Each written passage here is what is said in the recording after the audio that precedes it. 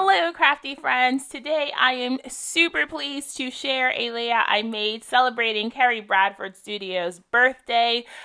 If you know anything about me, you know that I am obsessed with Kerri stamps, and I was so happy when she asked me if I would make a birthday layout to celebrate. Also, I 100% believe in celebrating your birthday all month long, so we are celebrating Kerri Bradford Studio all month. I will make sure to link her shop in the description box if you're not familiar with her work, but her stamps are just top notch, you guys. Top notch. So for this page, I decided to make a 9x12 layout inspired by one of my friends, Laura Lee. Her name's Rosie Posey Studio on Instagram.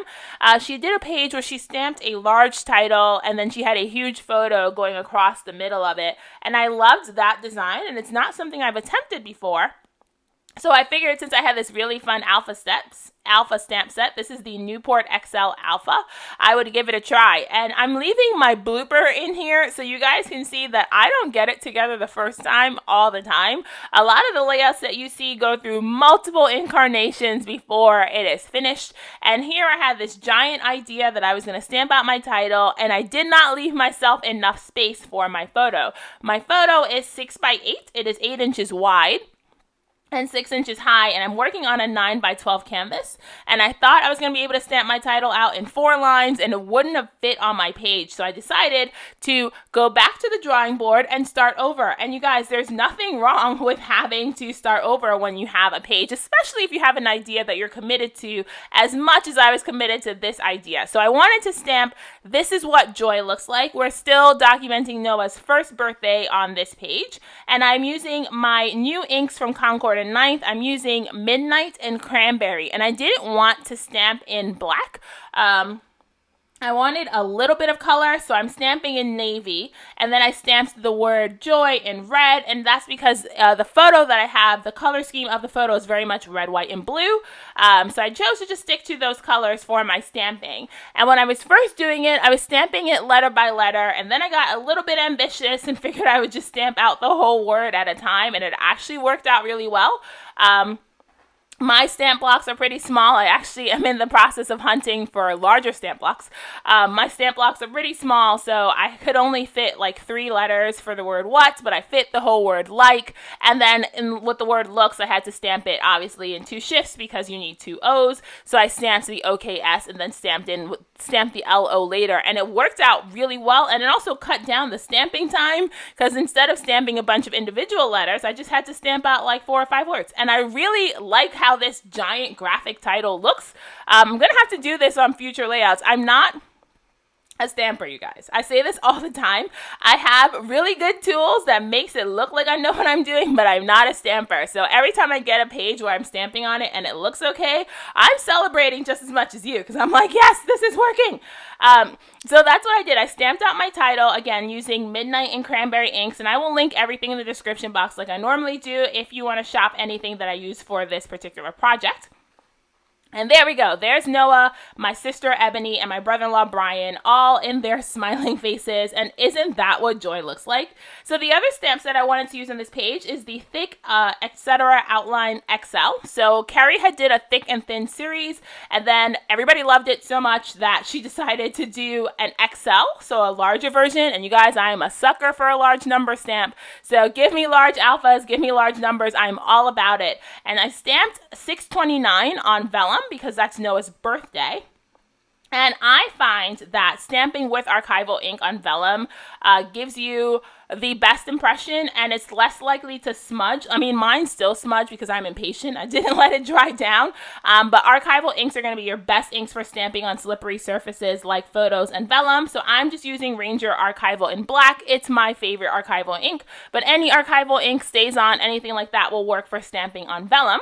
And I roughly cut my photos. So I don't know if you saw that, but I have smaller photos and I have journaling. So I roughly cut my photos and my journaling into tag shapes. And now I'm just using some gold trim to attach to the top of the photos so that one, you see it behind the big photo, and 2, you have a really easy way to pull it out.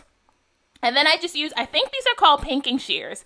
I only use them to cut zigzags in my ribbon. I am not like a seamstress. I can barely use my sewing machine, but these are technically like fabric tools. I keep them because I like to cut little zigzags in my ribbons when I'm doing like tags like this. I think it's an added touch. I wished I had another ribbon that was not gold because there's not gold anywhere else on this layout, but you guys saw my trim choices. I had like pink and green and white and gold. So we went with gold because gold made the most sense. And then I just dug into my stash for some LE Studio products. I figured that LE Studio would be my best bet for embellishing for this page because LE Studio does a lot of primary colors in their papers and their embellishments.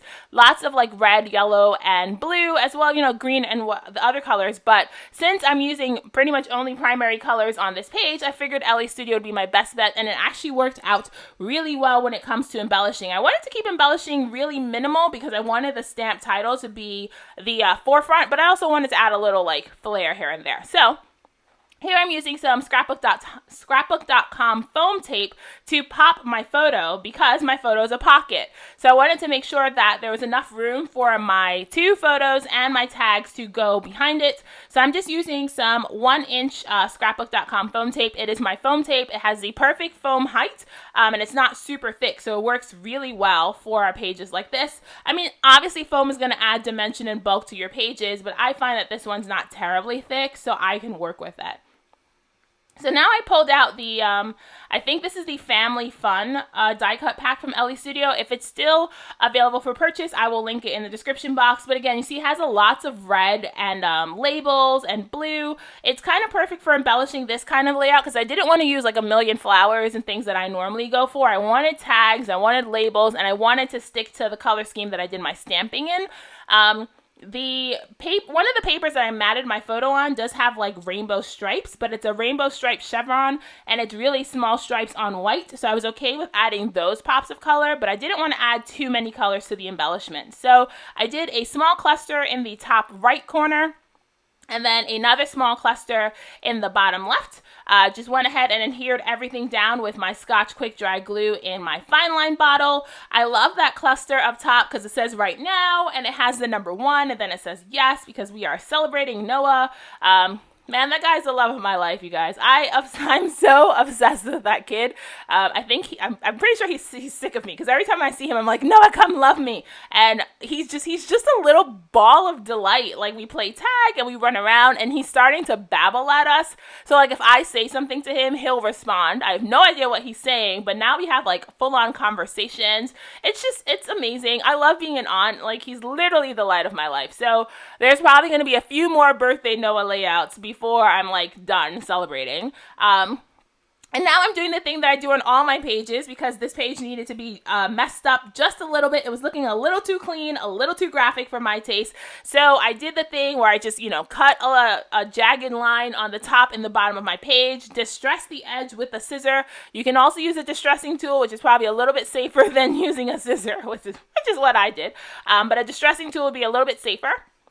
And then I added a 1-inch strip of the same navy blue paper that I matted my photo on, just so we're not introducing new colors and patterns. But doesn't that like add a little bit of like it totally jazzes up the page just doing something small like that. And now I'm sticking down my giant foam pocket using my T-square with a layout like this. Like because the photo is so big, it was really important to me that everything was as straight as possible. So I pulled out my T-square a lot for this one just to make sure that my lines looked okay.